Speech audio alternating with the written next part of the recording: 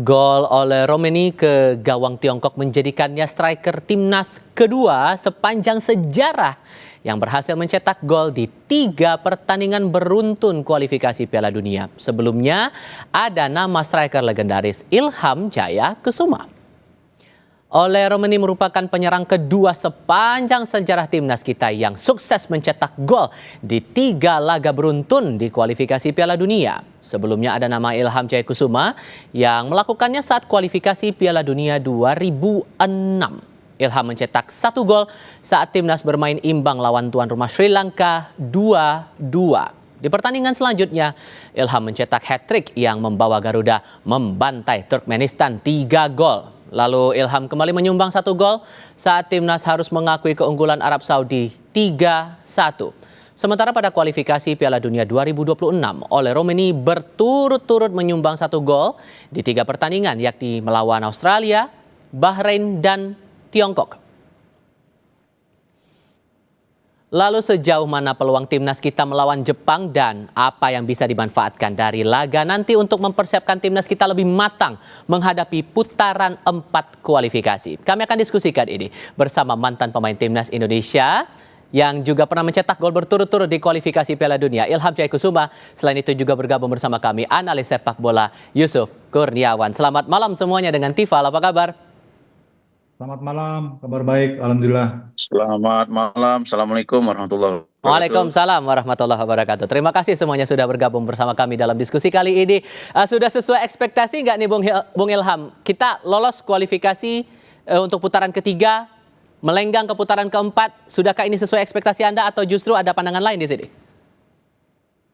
Ya, yang pertama sih saya ucapkan selamat atas prestasi yang sangat membanggakan ini, terutama bagi bangsa Indonesia, khususnya saya sebagai mantan pemain sudah mencapai titik tertinggi ronde keempat ya, walaupun memang nanti kita harus bekerja keras lagi.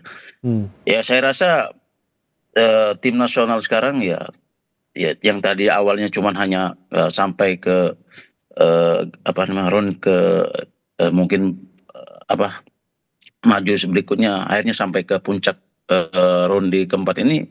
Kenapa tidak ya, apalagi Ketua Umum kita Pak Erick Thohir sudah memberikan yang terbaik ya bagi pemain-pemain, ya saya bilang ini ya saya akuin ini yang terbaik lah, terbaik.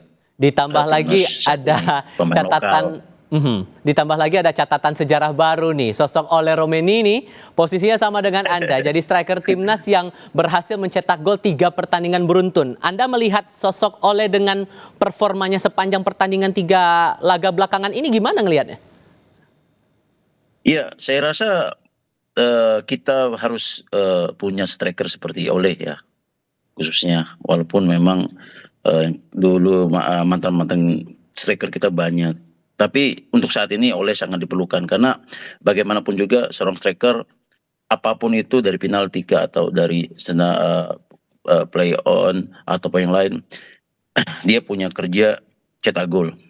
Itu yang kita harus punya sekarang karena apapun yang terjadi banyak peluang, striker 3 ada 3 peluang tapi dia cetak 1 gol, ya itu tugas striker. Itu yang diperlukan timnas sekarang, sampai akhirnya saya rasa ideal oleh ini bagi timnas striker. Oke. Kalau di mata Anda Bung Yuke, secara umum sebelum kita spesifik bicarain Jepang, ini sudah sesuai dengan ekspektasi Anda? Iya, ekspektasi yang memang semua inginkan ya, bahwa kita sampai ke ronde keempat dan ini realistis, sejurus dengan apa yang sudah kita tampilkan. Menyambung tadi yang apa dikatakan living legend kita, Coach Ilham ya, tepat sekali. Memang sosok Ole inilah sebetulnya yang kita butuhkan sejak lama ya. Kepingan puzzle yang akhirnya kita dapatkan karena di era sebelumnya kan memang kita selalu kesulitan di sektor depan ya. Dan sekarang kehadiran Ole sedikit memberikan harapan besar ya, walaupun kalau dari jumlah produktivitas kita sebetulnya masih bisa lebih karena banyak peluang yang harusnya bisa kita konversi jadi gol. Tapi dengan performa Ole paling tidak kita sudah sedikit mengobati lah kekurangan kita di sektor depan dengan 3 gol yang dia cetak dalam 3 laga beruntun. Itu bukti bahwa kebutuhan kita sudah mulai terpenuhi ya di sektor depan ya. Tinggal lebih klinis lagi aja untuk pemain-pemain yang lain. Dan saya kira ini hasil yang memang seperti tadi Coach Ilham katakan sesuai dengan ekspektasi karena memang tim ini kan disiapkan sejak lama ya sebetulnya ya, digadang-gadang oleh Pak Erik, disiapkan difasilitasi ya dengan kehadiran pemain-pemain diaspora kita. Itu kan memang visinya memang kita lolos ke ronde keempat. Syukur-syukur kalau kita nanti bisa ke Piala Dunia ya. Oke, nah Amin. kita bicara spesifik untuk pertandingan tanggal 10 Juni melawan Jepang. Dengan kita pernah punya catatan di 15 November lalu kita ditaklukkan Jepang 4 gol saat itu.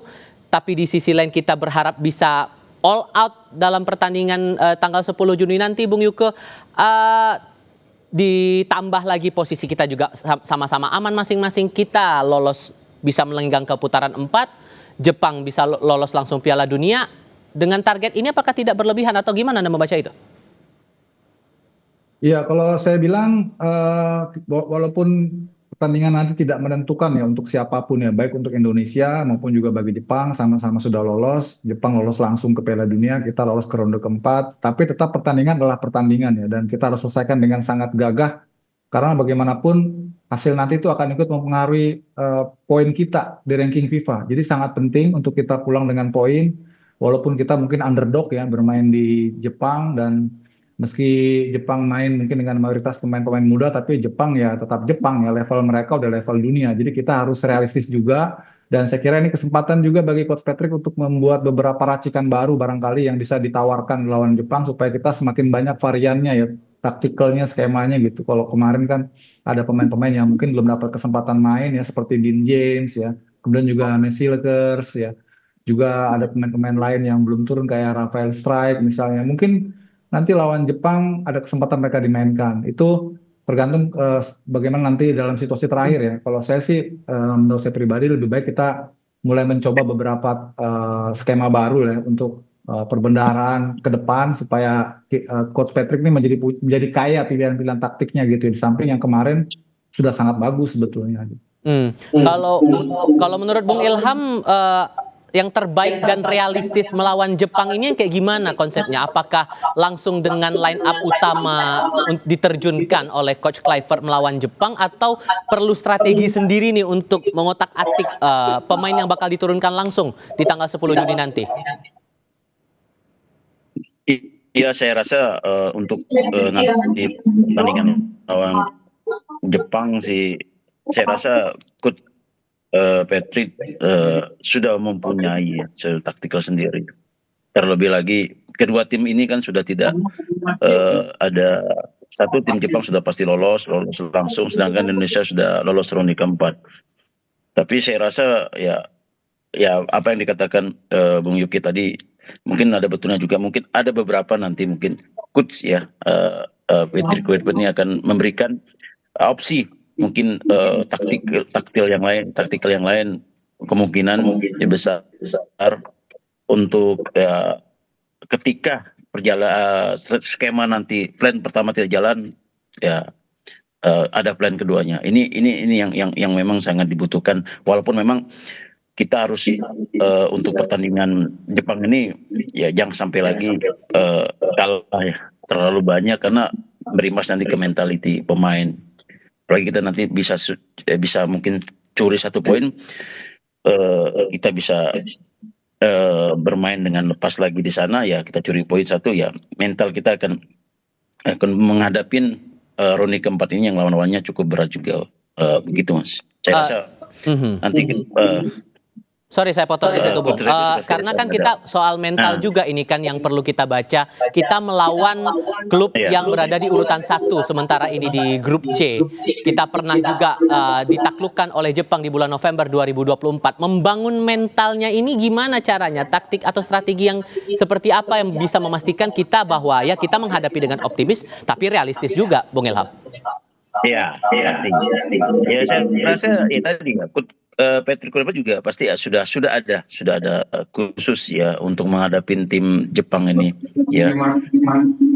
Jadi ya apapun nanti hasilnya, yang pasti ya tadi bermain dengan Jepang kita jangan bermain menyerang ya. Saya rasa mungkin jaga kedalaman kita ya kan, tapi ya tadi butuh konsentrasi yang sangat apa namanya, sangat sekali, maksudnya konsentrasi sekali karena Jepang ini tim 1 tim 2-nya mereka hampir sama, begitu. Oke, Anda sepakat juga soal itu Bung Yuke atau punya pandangan lain di sini? Iya, betul. Jepang ya tadi saya katakan di awal Jepang tetap Jepang. Jadi kita harus realistis, harus rasional juga. Memang kita pasti punya keinginan ya minimal 1 poin untuk bisa menjaga mentalitas kita, kepercayaan diri kita ke depan. Tapi di sisi lain juga kita harus konsentrasi, harus fokus, jangan berbuat kesalahan-kesalahan yang nggak perlu ya. Jepang ini kalau dikasih nafas sedikit, dikasih rongga sedikit, wah itu udah membuat kita sulit ya. Jadi kita harus kompak, harus solid ya, komunikasi harus bagus, terutama di kedalaman. Dan menurut saya defense counter menjadi pilihan taktik yang paling realistis untuk kita terapkan lawan Jepang ya. Lebih baik kita menunggu di middle gitu ya, ataupun saat kita kemarin ketika lawan Cina kan juga saat kita off the ball gitu, kita pakai formasi 5-4-1 gitu. Begitu pas kita possession kita langsung spread out ke depan, bermain lebih vertikal ya, memanfaatkan dua flank kita. Mungkin cara-cara itu yang bisa kita lakukan lawan Jepang gitu. Tapi kalau Anda mencermatinya lini depan kita bakal bagaimana nanti saat melawan Jepang? Apakah nanti masih belum padu karena kesulitan ketika masuk kotak penalti atau gimana formasi pemainnya nanti? Apakah akan sama seperti di Tiongkok? Iya, ini kalau versi saya lebih cenderung mempertahankan Trisula yang kemarin lawan Cina ya, karena sudah mulai kelihatan tuh padu padannya antar Egy dengan Ole, kemudian antar Ricky Kambuaya dengan Ole. Kalau Egy dengan Ricky Kambuaya mah sudah kita tahu bersama lah karena mereka satu klub ya, jadi chemistry-nya sudah baik. Jadi kalau versi saya lebih baik mempertahankan trio itu di depan supaya semakin bonding lagi mereka kerjasamanya dan semakin apa ya istilahnya semakin smooth lagi. Nah tadi pertanyaannya bagus tuh. Kita bisa nggak lebih sering masuk ke dalam ya? Nah, Karena ketika lawan Cina itu kita sulit sekali masuk ke penalti box ya. ya. Itu kenapa? Karena ketika Ole itu drop back gitu ya, turun ke belakang untuk jemput bola, itu nggak ada yang ngisi posisi Ole di depan. Karena kan Egy dengan Kambuaya kan memang posisinya bukan striker ya. Nah, di saat seperti ini harusnya ada second line yang lain gitu ya.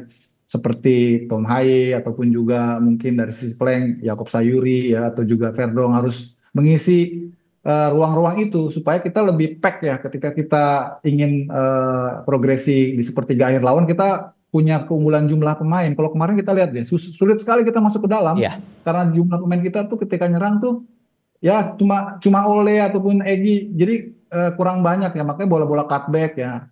Kemudian sampai Egy dan juga Yakob harus melakukan syuting dari jarak jauh karena memang tidak ada pemain lain gitu ya yang lebih banyak untuk bisa mensupport.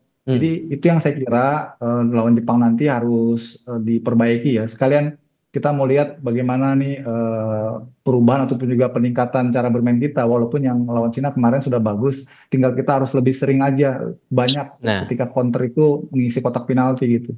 Bung Ilham juga sependapat tampaknya untuk lini depan cukup dengan formasi yang sama seperti melawan Tiongkok atau perlu diotak-atik lagi nih? Ya saya rasa sih apa yang di UK bilang juga ada betul juga karena untuk ke depan ya untuk pertandingan round 4 ini kita butuh chemistry yang di depan. Ya paling tidak 3 pemain ini sudah membuktikan semalam kerjasama antara Egy dan sama Ole dan satu lagi si Kambuaya dari Papua. Kambuaya sudah terbukti kita di Dewa beberapa kali saya lihat penampilannya di Dewa berdua nih gelandang serang dan sayap jalan semuanya. Ya terakhir kita lihat dia bermain tiki taka sama Ole. Ya saya rasa perlu kita mungkin di nanti pertandingan di Jepang 3 pemain ini dimainkan lagi karena untuk pertandingan selanjutnya karena kita butuh sekali di dalam pertandingan yang lalu-lalu kita banyak peluang tapi ya tidak ada untuk cetak gol ya kan itu yang kita perlukan ketika ada peluang ya seperti Ole ya kan gol walaupun satu gol kita menang gitu aja sih. Yang penting prinsipnya adalah mematangkan diri menuju putaran 4 itu tadi. Bung Ilham, Bung Yuke, terima kasih banyak sudah berbagi pandangan dan diskusi bersama kami. Sehat selalu semuanya. Selamat malam.